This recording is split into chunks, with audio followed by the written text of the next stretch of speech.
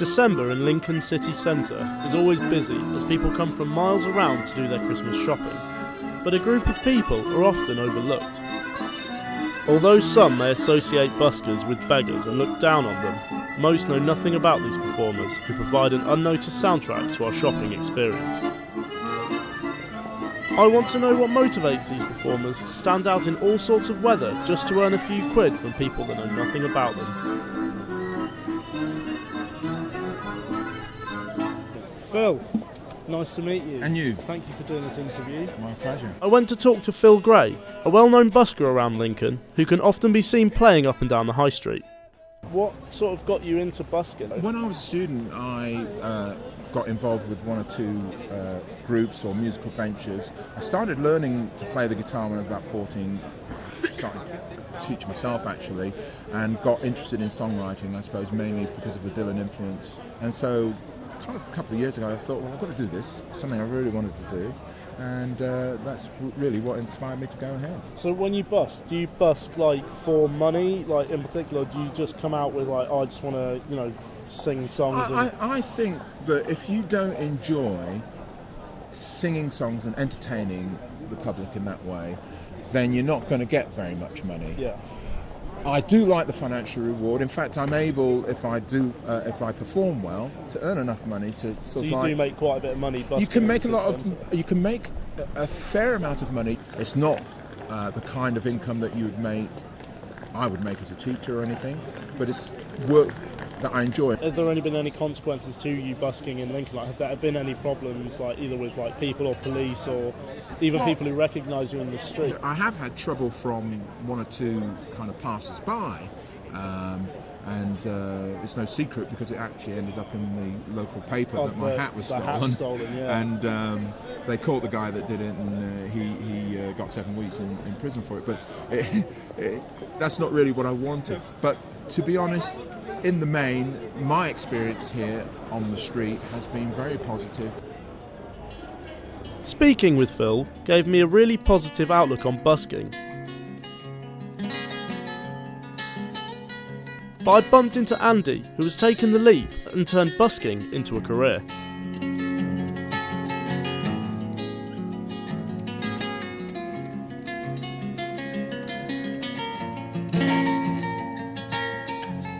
How long have you been busking?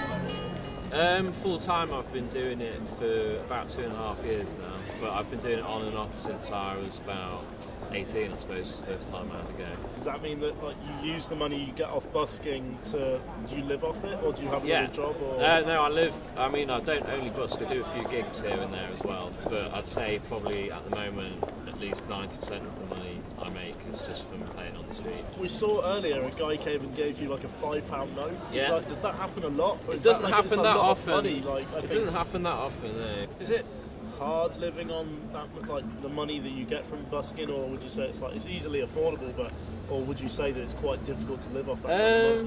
I think it takes a certain kind of person to be able to sort of feel okay doing it, because there isn't the same security. You can't plan to have a certain amount of money by a certain date. Do you play like all year round then? Obviously, if you've got to sort of pay to provide for yourself, do you stand out here in the snow? Yeah, I've been up in the snow in the Castle Square last year. Christ, I bet that gets so cold. It does get pretty cold, but you sort of get used to it, to be honest. I prefer playing when it's a bit cold than if it's really hot. Yeah. If it's really hot, it's actually horrible. Do you not ever sit there and think, why am I doing this? Like, I'm out in the worst weather. Sometimes, yeah. Baking, why am I sitting here? Sometimes, I guess, yeah, but only as much, I'd say, as any job. When you've been doing it a while, it loses its sort of, the honeymoon period only lasts a certain amount of time. It shocked me to find someone who relied on busking so much, especially someone as talented as Andy. I arranged to meet with another busker, a friend of Andy's called Zeph, who was playing a gig the following evening with his newly formed band. As he was in a band, I was interested to know why he busks aside from doing gigs. The very first time I did busking was, it was Christmas, and we were absolutely skint. Two of us, we just did a few Beatles songs, and my girlfriend was sort of walking about with a hat, and literally I was amazed at how much, because I was always scared of it, absolutely petrified. Yeah.